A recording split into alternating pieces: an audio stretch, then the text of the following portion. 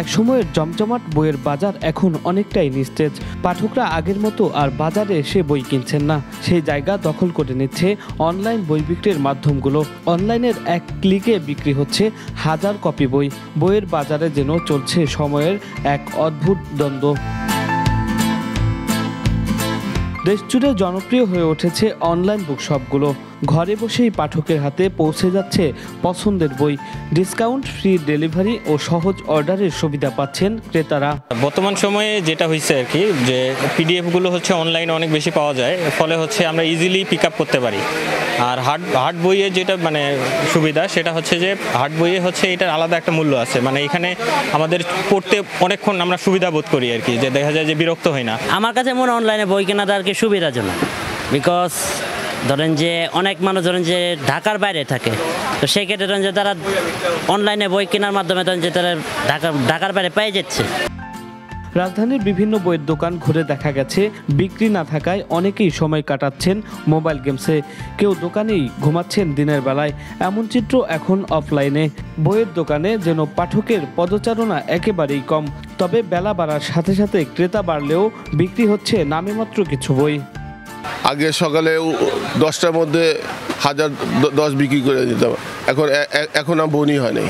এখন ডিভাইস ভিত্তিক পড়াশোনা হয়, এখন সকল পড়াশোনা হয়ে গেছে অনলাইন।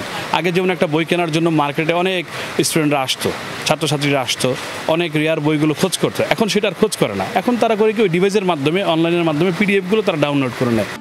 অনলাইনে বই বিক্রি হচ্ছে হাজার হাজার কপি। ঈদ হোক বা বইমেলা, রকমারি.com বা অন্য ই-কমার্স প্ল্যাটফর্মগুলোতে ঝড়ের গতিতে বিক্রি হচ্ছে।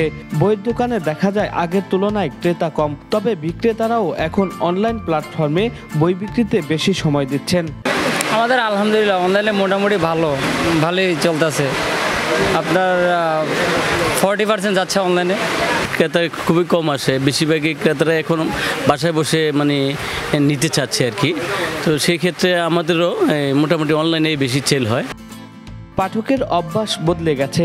প্রযুক্তির সাথে তাল মিলিয়ে এখন অনেকেই বই পড়েন স্মার্টফোন কিংবা ইবুক রিডারে। সহজলভ্য পিডিএফ ফাইল আর অনলাইন বুক অ্যাপের কাছে হার মানছে প্রিন্ট বই। শিক্ষার্থীদের দাবি, অল্প খরচ আর সুবিধাজনক হওয়ায় পিডিএফ বা অনলাইনে বই পড়ার সুযোগকে প্রাধান্য দিচ্ছেন তারা। কিন্তু এটা সহজলভ্য হওয়ার কারণে অনেকেই আমরা স্বল্প প্রয়োজনের ক্ষেত্রে আমরা এই পিডিএফটা ব্যবহার করি আর কি। অনলাইন সমস্ত কিছু অনলাইনে হয়ে আমাদের জন্য বেটার হয়েছে। যেমন আজকে বইয়ের জন্য আমার এইখানে আসতে হয়েছে, এটা যদি আমি অনলাইনে পেয়ে যেতাম সেক্ষেত্রে আমার কষ্টটা কম হতো। এই দিক দিয়ে আমাদের জন্য অনলাইন সিস্টেমটা অনেক ভালো। শিক্ষকরা বলছেন, প্রযুক্তির কল্যাণে পিডিএফ বা অনলাইনে বই পড়া সহজ হলেও এটি শিক্ষার্থীদের ডিভাইসমুখী করে তুলছে। আমরা সকলেই জানি, আমরা তথ্য যোগাযোগ প্রযুক্তির যুগে বসবাস করছি। বর্তমান যুগে অনলাইন মার্কেটিং দিন দিন জনপ্রিয় হয়ে উঠছে। এরই অংশ বিশেষে আমরা অনলাইনে বই ক্রয় করতে পারি। এটা আমাদের জন্য, শিক্ষার্থীদের জন্য অত্যন্ত সহজ হয়ে দাঁড়িয়েছে। ঘরে বসে আমরা অনলাইনে বইয়ের অর্ডার করতে পারি, বই পছন্দ করতে পারি এবং সাশ্রয়ী মূল্যে ঘরে বসে বই পেতে পারি, যেটা আমাদের শিক্ষার্থীদের পাঠাভ্যাস গড়ে তোলার ক্ষেত্রে অত্যন্ত গুরুত্বপূর্ণ ভূমিকা পালন করছে। তারা পিডিএফটা পাওয়ার ফলে দেখা যাচ্ছে একটা লেখকের বই বা একটা জায়গা থেকে একটা কোনো ইনফরমেশন দরকার, সেটা তারা খুব সহজেই পাচ্ছে, কিন্তু সেটা সার্চ দিলেও পেয়ে যাচ্ছে। কিন্তু বই পড়ার যে অভ্যাসটা, খুঁজে বের করার যে অভ্যাসটা, সেই অভ্যাসটা নষ্ট হয়ে যাচ্ছে। বই পড়ার নামে আর কি তারা মোবাইলের প্রতি আসক্ত হয়ে পড়ছে। চোখের ক্ষতি, স্বাস্থ্যের ক্ষতি, মানসিক সমস্যা। ক্লাসে গেলে যেটা দেখা যায়, স্টুডেন্টদের মনোযোগের পরিমাণটা খুবই কম।